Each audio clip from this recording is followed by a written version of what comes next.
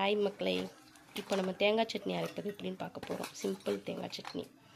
தேங்காய், வரமிளகா, புளி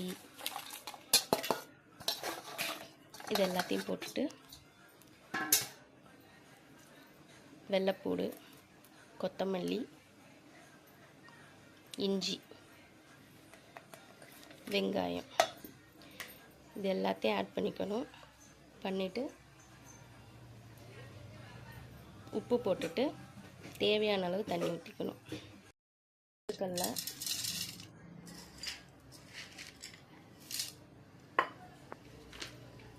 போட்டுட்டு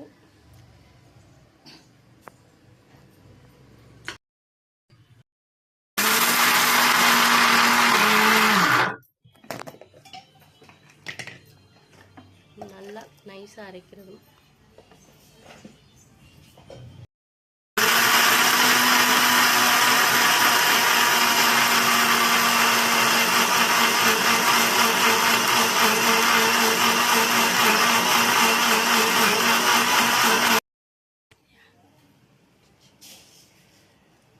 தாளிக்கிறதுக்கு கடுகு பருப்பு, கருவேப்பிலையும் போட்டு தாளிச்சிட்டு சட்னியில் ஊற்றணும்.